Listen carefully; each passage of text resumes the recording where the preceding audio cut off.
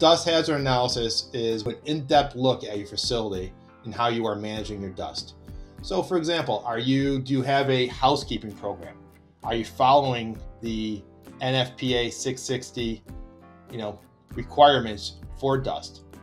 OSHA has cited several facilities over the years for endangering workers because they haven't been following these processes, these procedures.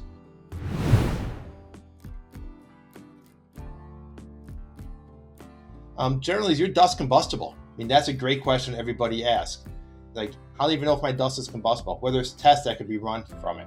So these tests are going to tell us, what's the ignition temperature? How explosive is the dust? And generally, if your dust is carbon-based, it's going to be combustible. And several metals are also combustible. Think about aluminum, titanium, things like that could be combustible dust in the dust form. So we'll look at that. We'll make recommendations for testing. We're going to make recommendations on how to improve your housekeeping, how to maybe modify any dust collection systems, where these dust collection systems are set up. So if there is an explosion, if there is anything that occurs that's going to not injure people, or there won't be people working in those areas where this could occur. So we're going to try to make these recommendations, look at your facility, and help you design the best process to make the job as safe as possible for everyone working there.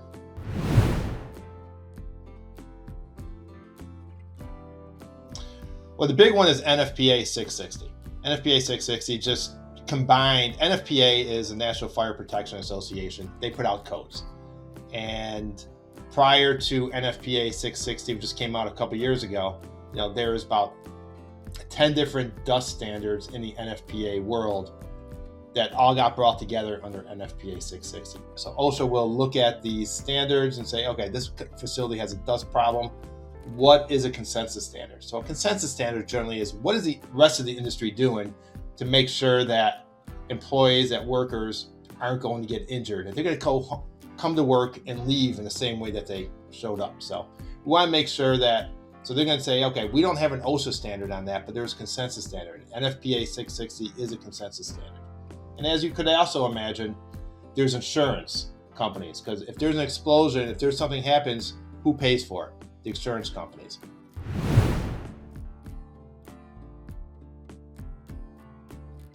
Because they don't know about them. I mean, we see dust. We don't think that, this could be explosive. This could be something that could cause a big explosion throughout the facility. You could look online, look at the imperial sugar explosion, and you will see just sugar, something we all use. We eat it, probably too much of it, honestly, but we use it, we eat it, it's around us everywhere. We don't think of this as being something that could be explosive, but in the right circumstances, it is. And 20 years ago, it killed 14 people.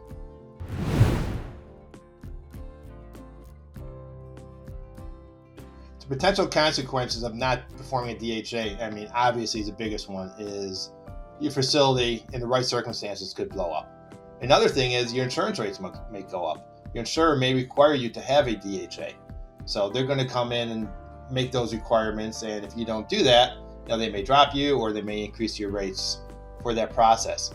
And thirdly is, OSHA may come in, and if you have a situation out there where they see a lot of dust, they understand that you should have a DHA. It's what the industry is doing, and you don't have it, they could potentially cite you as well.